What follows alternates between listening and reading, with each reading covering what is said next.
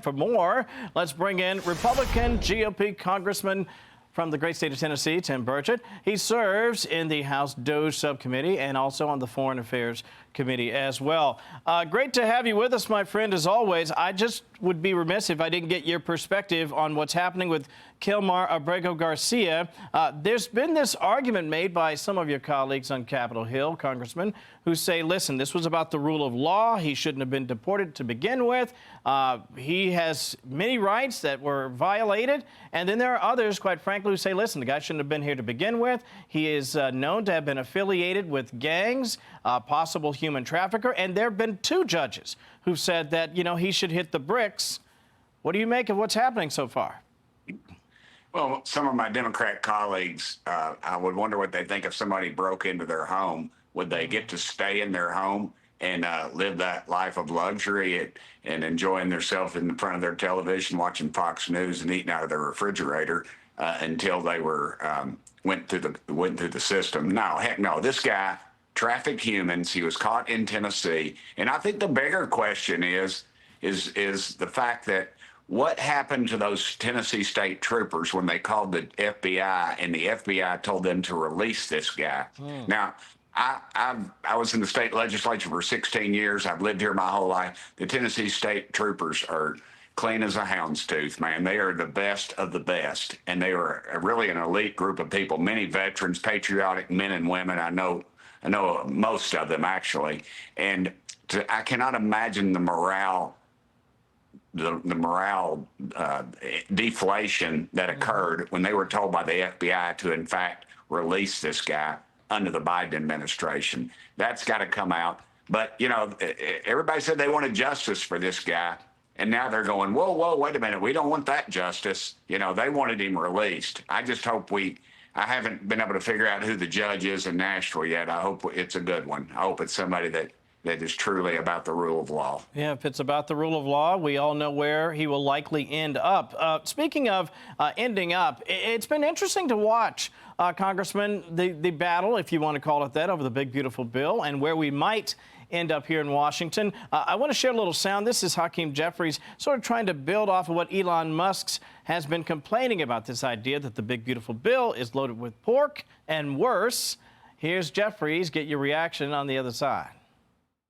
To the extent that Elon Musk has made the observation about the GOP tax scam, that it is reckless and irresponsible to explode the deficit by more than $3 trillion, and that potentially could set our country on a path toward bankruptcy, we agree.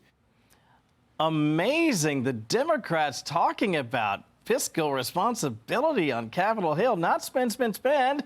No. He says this is good. What say you? Kevin, let's talk real numbers. During the Biden administration, every 100 days, we added $1 trillion to the debt. Yeah. So multiply it over the last 4 years.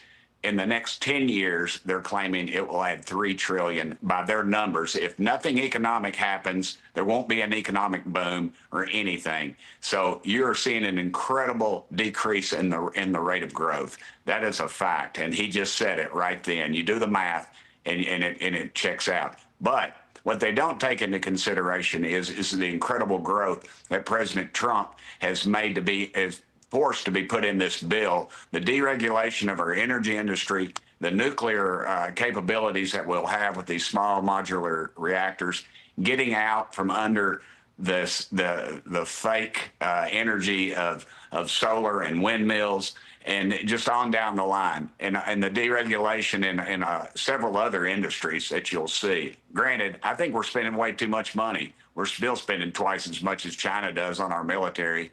I think we got a lot of boondoggles in there. We're building aircraft carriers, and everybody will tell you aircraft carriers are not the way to go. We need to invest in drone technology and decrease from the other. The president wants to put the some sort of through Space Force, I believe, something in the atmosphere or whatever to stop any missile attacks, an iron dome, so to speak. We think we can do that with lasers now, and there could be some cost savings there. So I think if we would just analyze this thing a little further, and yeah, we need to get away with this, get rid of the salt stuff that's in there. They did for the 6 Northerners and Californians and that kind of thing. Tennessee does not, and Florida does not need to subsidize them, but that will be the job of the Senate, and the Senate will send us back, I feel like, a much cleaner bill. And I believe that ultimately is what President Trump had in mind, but he knew the numbers. You know, we have a 3-person majority in the House of Representatives. We're 1 flu season away from being out of the majority, and you know, and the Democrats are trying to capitalize on that. But you're exactly right. They have no fiscal responsibility whatsoever, and it's laughable. That's why their numbers are below CNN's right now. Oh, I'm not going to say anything about that, even though that's hilarious. Congressman Burchett, thank you as always. By the way, love that Vols orange. You are representing properly, my friend. Have a good weekend as always. Thank you. Thank you, Kevin. Appreciate you, brother. Thank you. Hey, it's Will Cain. Click here to subscribe to the Fox News channel on YouTube. It's the best way to get our latest interviews and highlights. And click to subscribe to the Will Cain podcast for full episodes right now.